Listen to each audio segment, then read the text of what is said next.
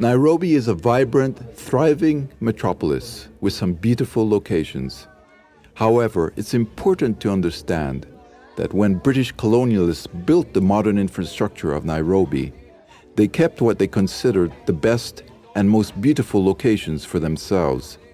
Adjacent to the neighborhoods where they had their big houses, they created a limited substandard housing estates for their servants to live in, so they could have their servants nearby to arrive early and to leave late. However, this housing was extremely limited, and when new residents arrived to the city, they were unable to build in what was considered the good part of town. So they built in these areas which became overcrowded, polluted, with poor sanitation and living conditions. Those with less resources were essentially pushed to these areas, which became the slums of Nairobi, which also became the official dumping sites of garbage and industrial waste. The slums are often viewed with a lot of fear and apprehension by other residents of the city.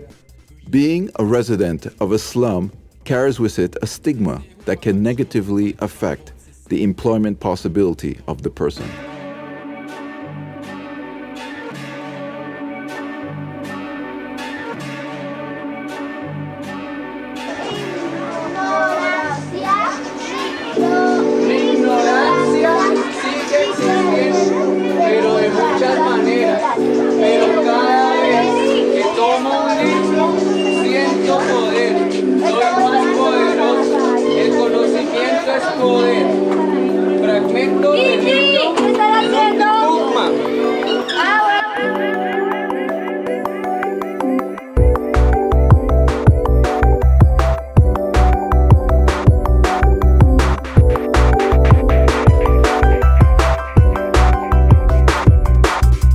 Leaders know you can't trust one who follows. Followers know not to trust one who leads. They say whoever has the most money has the most power. That's not true. Whoever makes the most money basically is greedy. They say whoever controls the political vote system, that's power. No, that's not power. That's exploitation and deceit. But if we believe that these things are power, then obviously we don't know ourselves, and we don't trust ourselves enough to know that we are connected to the real power source, which is life and earth. These are the words of John Trudell.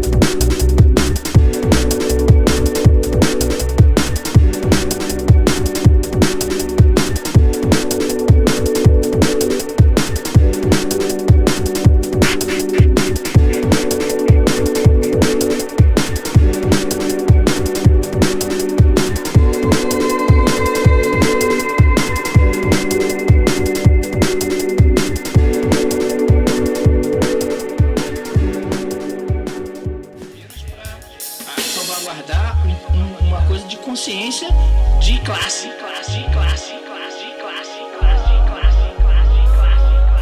The poor die forgotten, swept under the rug. For the rich and the famous, gossip is their nightly drug. News is news when everyone knows your name, but who is really to blame? Indigenous resistance to the media hype. Truth is what they need, though it isn't what they like. Indigenous resistance to the status quo. Truth is what you need, so now it's time you know. Now it's time you know.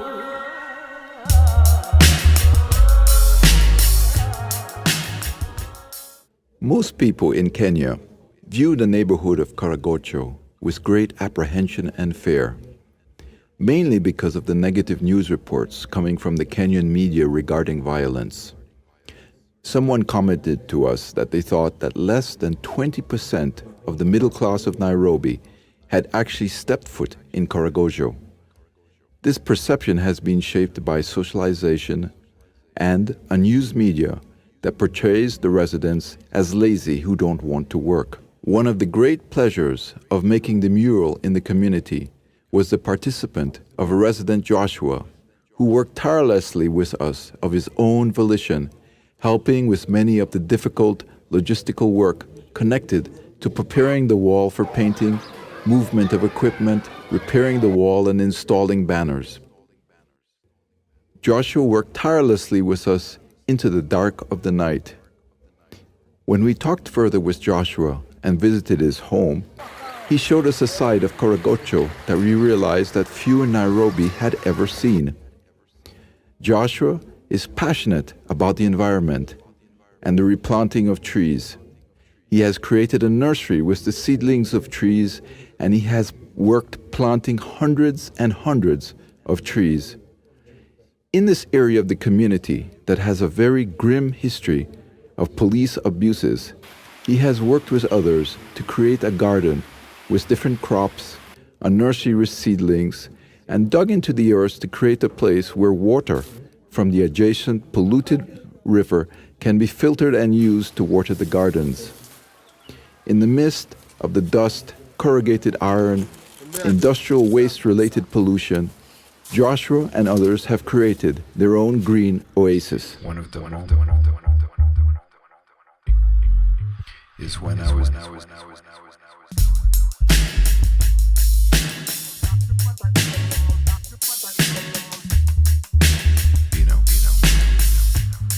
it showed his burnt body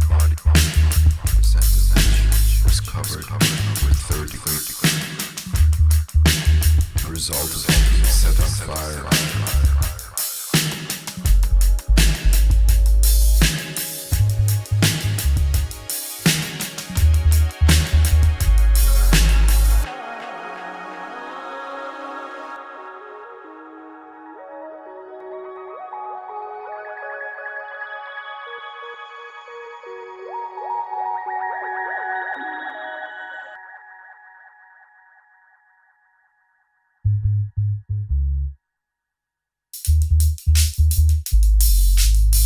E eu tinha uma bicho, como faz.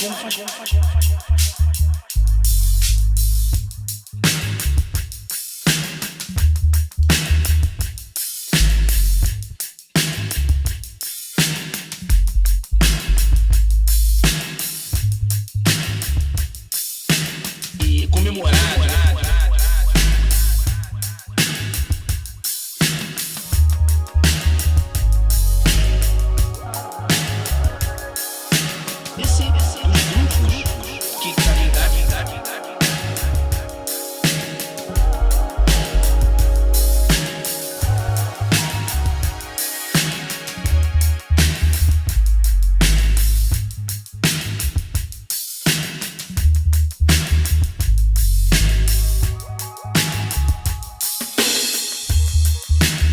Consciência de classe.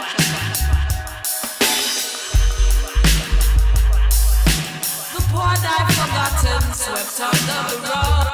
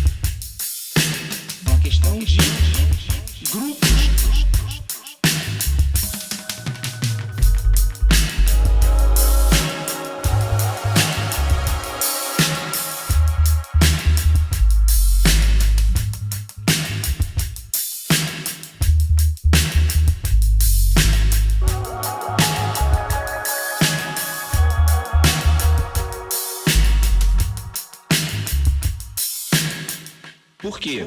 Porque exatamente eu não quero mexer.